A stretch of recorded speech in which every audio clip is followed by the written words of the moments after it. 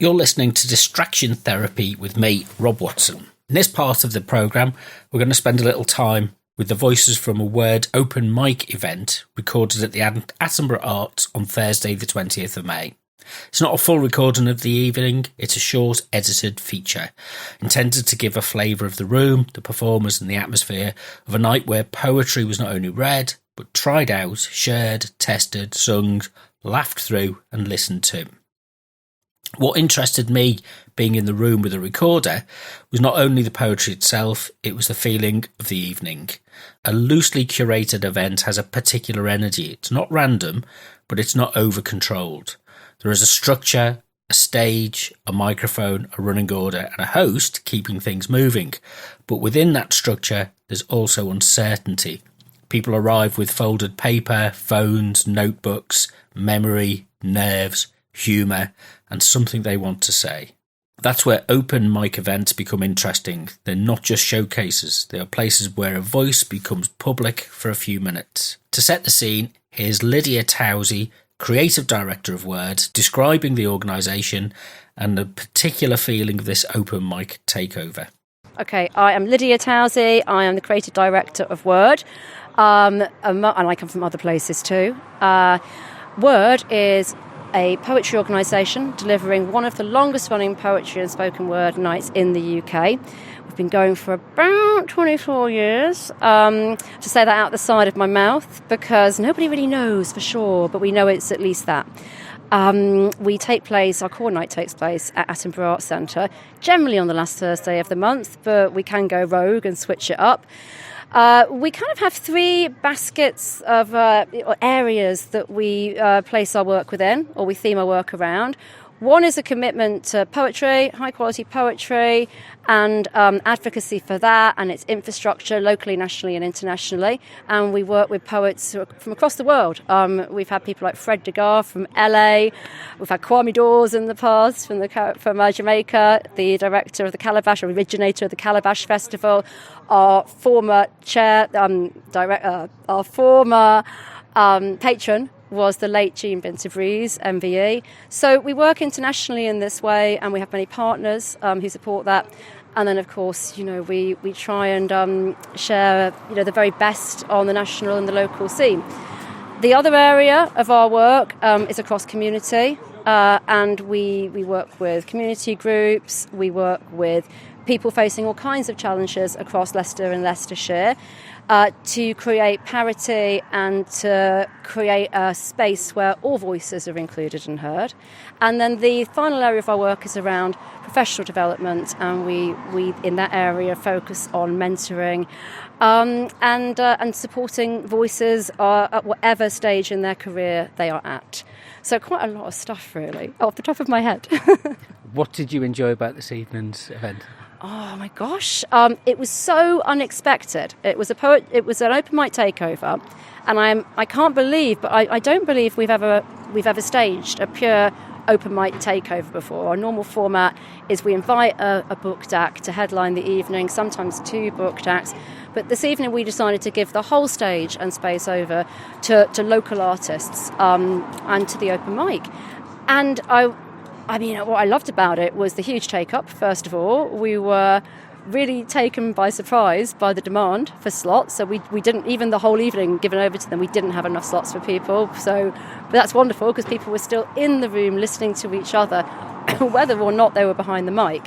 And people were interacting and performing, whether or not they were behind the mic, which was beautiful to see. But there were people dancing, not in the aisles because we don't have one, but dancing around their tables and handbags, clicking their fingers, chanting along, singing, responding. There was even a heckling dog. It doesn't get more inclusive. It just doesn't.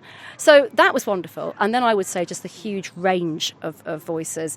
There were people who focused on faith and their belief systems and were really committed and authentic, to that sort of aspect of their lives. And then there were people talking about trans rights, and then there were people talking about dementia, people talking about Barry Manilow, Barry Manilow and doing the curtain trick where you hold up a towel or a curtain and then you run behind a door and look like you've gone invisible. And they did it without a door. It's talent. There was talent this evening. My brain is fizzing with it still, and I'm going to be unpacking it for the rest of this evening. And where do people find out more information? We love Instagram, particularly. We love Instagram at the moment. We are at Word Leicester, spelt the street way. And to be clear, because there may be some disagreement about the street way to spell Leicester, that would be the full thing, Word. So WORD, then Leicester, LESTA. Yes, no H or ice in it. So at Word Leicester, we're on Instagram. Please follow us, anyone listening, because we love followers and friends, and we'll follow you back. We are also on Facebook. We're Word Poetry. If you search that, or Word, as infeasible as that sounds, if you do search Word with an exclamation mark, all in capitals, we should come up as a group. And we have a website, but it's currently switching over to another website, but there are still some good bits on it where you can learn more about us, like our bio and our background and what we've done in the past. And that is wordpoetry.co.uk. And I've given my proper telephone voice to share that information because it's quite formal. Thank you. That phrase, open mic takeover, is useful. It suggests a space being handed over, not simply filled in. The evening had a feeling of people stepping forward at different levels of confidence and polish. Some performers were experienced, some were reading for the first time. Some pieces were carefully shaped, some still had energy of something newly written. For distraction therapy, this matters because poetry can alter the quality of attention in a room. It can pull us away from the habit of processing everything as information. It invites a slower and more receptive form of listening. The first voice in this short sequence is Camisha Hawkins. Her work moves through shame, grief, fear, self-acceptance and repair. Good evening, ladies and gentlemen!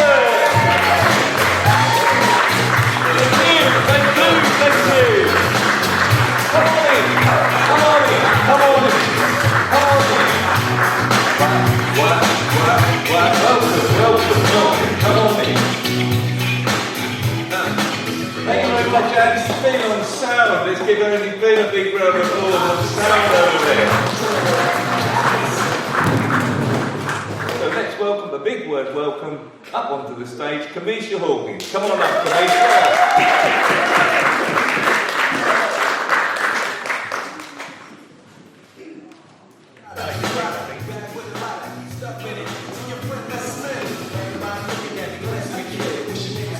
Hi, good evening everyone. I'm just going to get straight into it because I'm trying to cram through in as swiftly as possible. The first one is called My Human Condition. I held my shame by the hand. I told her it's time. We're going to walk through outside opinions as if we were walking through Wonderland. I hugged my humiliation to hold her while she was feeling less than accepted. I spoke to myself, blame, with love in my heart. I told her that she was here to highlight all of my dark. I giggled with my guilt at her baggage and how heavy it weighed, while we wondered how we carried it so long. I told her it was all okay. I whispered words of encouragement to all my deepest fears. I let them know they were needed, that fear had led me to this moment right here. Because instead of running away from her, I was finally standing my ground, standing beside her, fixing her crown. Oh, beautiful, lonely grief, you are always so cruel and so kind, so meek with a fiery streak, always there through tears and heartache.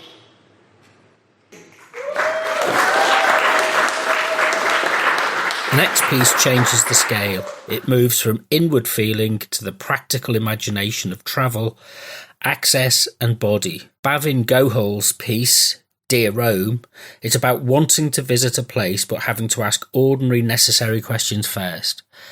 Will there be lifts? Will there be toilets? Will the city allow the journey to happen? So, this is Bavin. I'm just here to hold, for no reason really, hold the paper. Is that what the table's here now? But I can still do it if you like. Yeah, go on. Bavin! Thank you.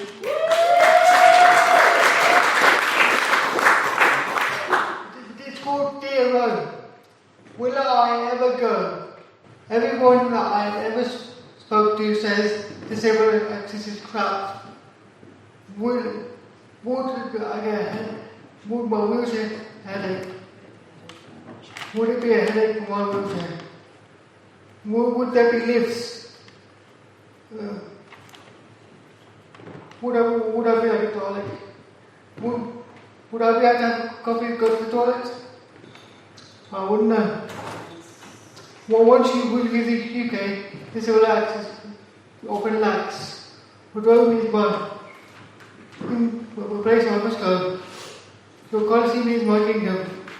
I love watching gladiators.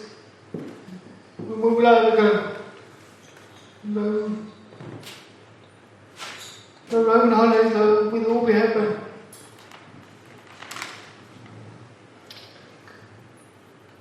But people watching on the Spanish steps, life is very slow. And Roman, all Rome, to the Vaticans, and other things. The simple access, we'll have to call it quits. Yeah, let me know. Thank you.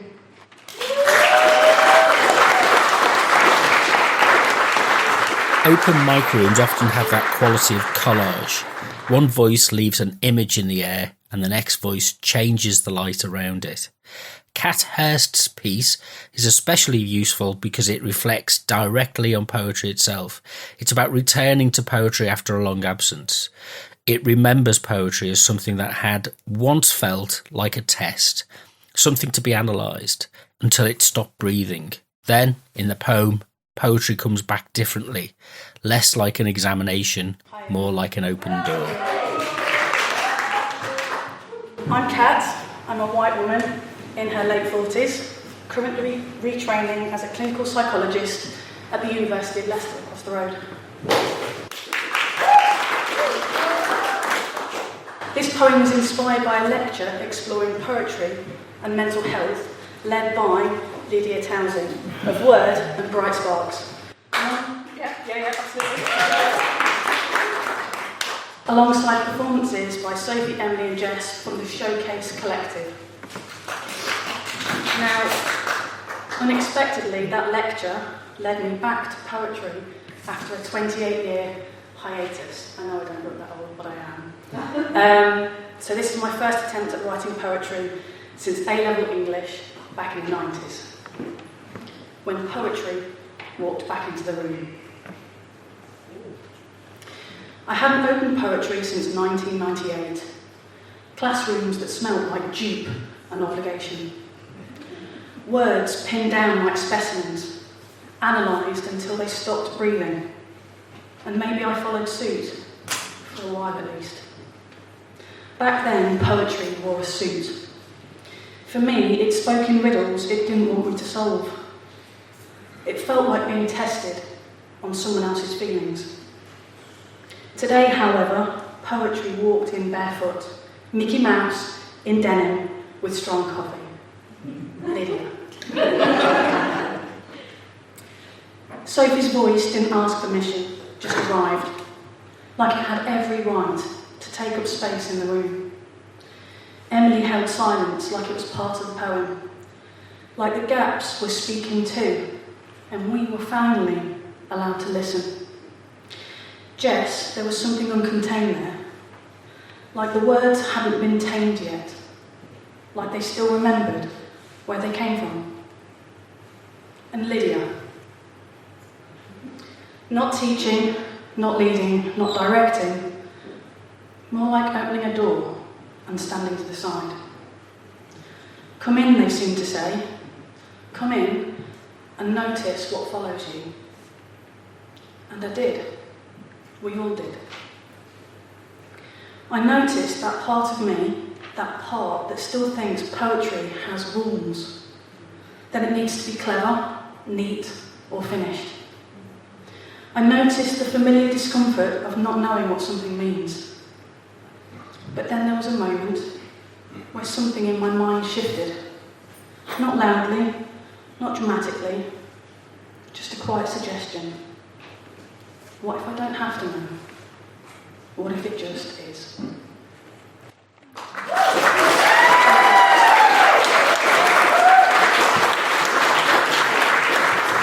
That line of thought feels close to the centre of distraction therapy. What if we don't have to know exactly what something means before it matters to us? What if a poem, a sound, a voice, or a small live moment can simply be allowed to work on us? That's part of the distraction therapy sensibility. Not distraction as avoidance, but distraction as a change of state. A way of moving out of the narrow, task-focused mind and into something more reflexive, more porous and more imaginative. The next voice is Pearl with a piece called I Am Peace. This is a personal spoken word testimony about belonging, family, womanhood, faith and finding a place to stand. It's intimate material, so it's presented here as one person's creative expression within a live poetry setting. But my name is Pearl. I am an African woman in her early 30s, and I'm wearing something black with a dash of gold, I think. And I'm wearing red. Well, thank you. Thank you so much. So, I'm used to writing in my journal, but today I've decided to share a piece of myself with you lovely people. It's called I Am Peace. Spoken word. Okay. Well, thank you. I'll look at you for now. This is me and you. All right. I have come into the world, but who am I? Where do I belong? Culture says I belong in the kitchen, but is that all? It says no, you make sure all the king's needs are met. Is that all? It says no, birth and air for him. At this point, I realized a very big part of my being is tailored around him. A father, a husband, bearing a son. Single, I am a miss, and he a mister. Married, I become a missus. He remains a mister. If I leave, I revert back to yet another man's name, my father. Where do I belong? Rejected by my father for being a spitting image of the woman he's grown out of love with. How could any man love me if the one whose seed I was formed out of discards me for a new family? Leaving me with his name, that doesn't mean much for me in terms of belonging. Where do I belong? My mom was chosen, yet again. Beautiful for her, but where does that leave me? Born an only child, doomed to loneliness my whole life. Where do I belong? In a desperate attempt to create my own place of belonging, pregnant 1 minute, early termination the next. Let's try again, I thought. Pregnant yet again, twins miscarried. Crushed, doomed. Where do I belong? Then we hit a big milestone, 30 years of age, unspoken for, without an offspring. There must be something wrong with her, they say. Surely something is wrong with me, I start to believe. The irony is, the male counterpart, 30, unmarried, without an offspring, eligible bachelor, but you, damaged. Society doesn't know what to do with you. Church doesn't know what to do with you. Then it all begins, the dread of waking up, because you feel displaced in society. Where do I belong? Can't sit with the mothers, can't sit with the married, not even a ministry in church. But isn't church supposed to be a home for the lost, the weary, the unbelonging. Where do I belong? Oh, but church begins in the word. So in pain, tears and shame, heavy laden with rejection, I look down for the first time, tears blurring my vision. I open his word, and in the glorious pages of Isaiah, I hear, I created you, Pearl. I formed you, my little girl. Do not fear, for I have redeemed you. I have called you a pearl, and you are mine. And for the first time in my life, as long as I can remember, my heart leaps with joy. I have met my Father, the Father, our Father. Finally, I have a place as the apple of my Father's eye. I said, Daddy, why do you hate women so much? He opened the blueprint of fatherhood himself, and I realized, oh, they've got it all wrong. Oh, I'm glad I waited. I am glad, yes, I'm delighted. If they keep me in the kitchen, he will come to me. If they keep me out of church, he dwells in me. In my Father's house, there are many mansions, but I want to cling to his bosom. I want to be at his feet, because finally, I am where I belong.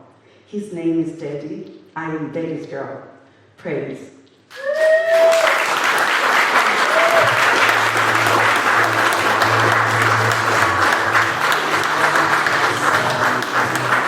From this point, the evening moved across different registers. It was not only serious or reflexive, it also contains humour, theatricality, rhythm and play. Jonathan Smith's The Phoenix Rises was a short first-time performance built around mythic images of ash, darkness, struggle and fight. Then, at the other end of the tonal range, there was the comic spoken word and performance Thin Man's Below Decks brought absurdity, online dating, espionage fantasy, theatrical exaggeration and physical comedy into the room. What I made up for Phoenix Labyrinth. From ash and amber, he rose again. He winged, laying down his fire of pain. Through his night dark he veiled, his flight was torn. To woe and undead was he hoped was torn six. A labyrinth was waiting with a silent snake. Coil of the shadow of his brother's breaks. Trapped in the pit, and his scale gleamed gold, and as the blade in his gasper, and he stood on floor road, cut through the coils, and his brain burned bright, definitely the dark, endless night, through the pits of the skies, and his wings take flight. The phoenix rise and timeless light. That's it.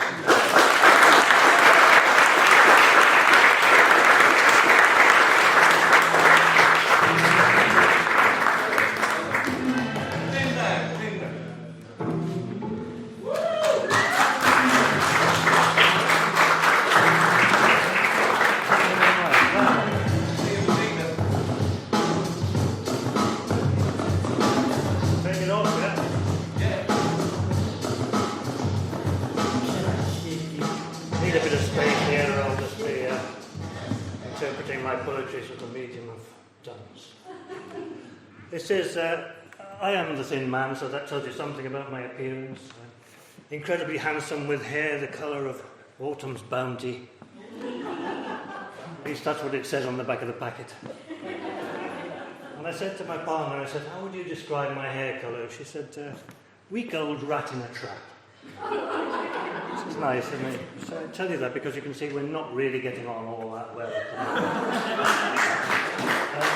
We're both looking for love, to be fair. She's doing it a lot more assiduously than me, but this is my attempt to describe in poetic form the way I'm looking for love at the moment, and thanks to Pam for helping me with this.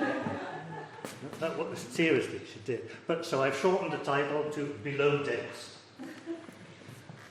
She said, don't do the whole title because you tell everybody everything that's in the poem. And the title was longer than the poem. So she said, I was feeling very lonely.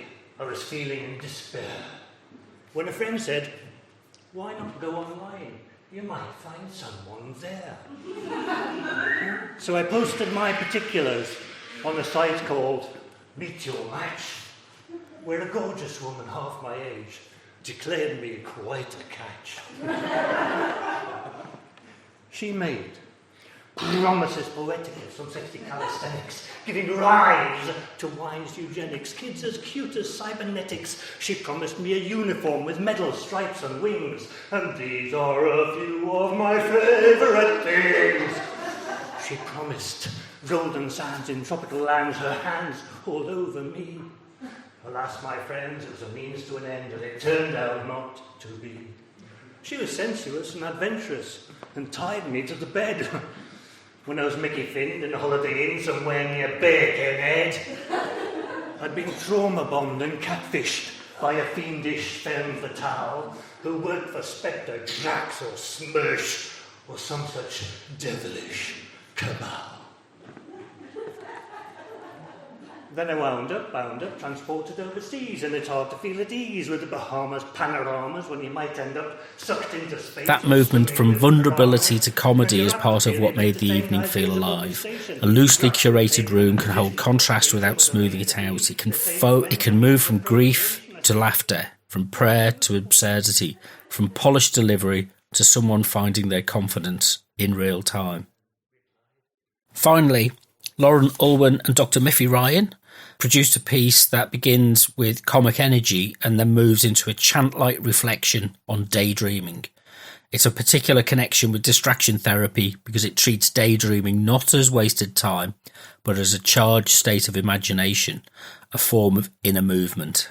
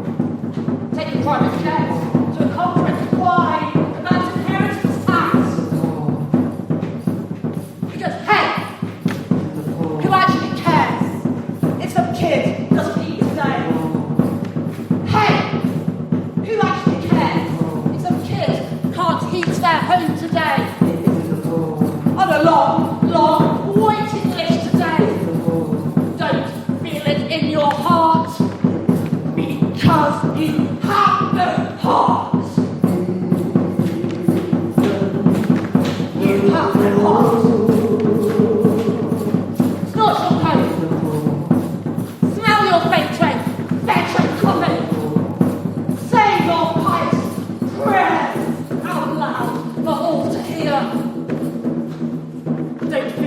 heart because you have no heart.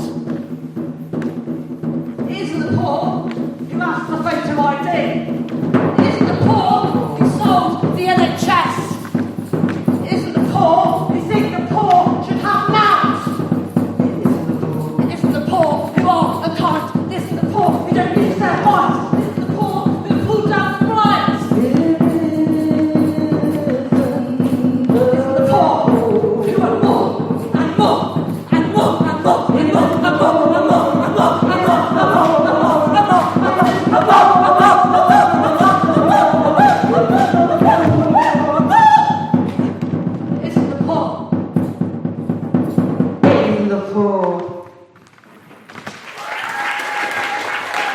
Thank you. This is Dr. Miffy, wearing a very fetching vintage wedding dress. I'm Lauren Arwin. That was a short selection of voices from the Word open mic event recorded at Attenborough Arts on Thursday the 28th of May. What stays with me is the sound of a room making space for people to try. Some people were polished, some were raw, some were funny, some were intimate, some were still finding their shape. But that's the true value of an open mic event. Culture is not only presented in places like this, it's practiced. A loosely curated event has its own kind of discipline. It asks people to listen generously, to wait, to respond, and to accept the changes of tone. It allows the evening to find its own pattern rather than imposing one too heavily from above. For distraction therapy, that's the point of sharing this feature. These are not only performances, they are traces of shared atmosphere, voices passing through a room, leaving something behind, and reminding us that the creative attention often begins in informal spaces where people are simply given enough room to speak.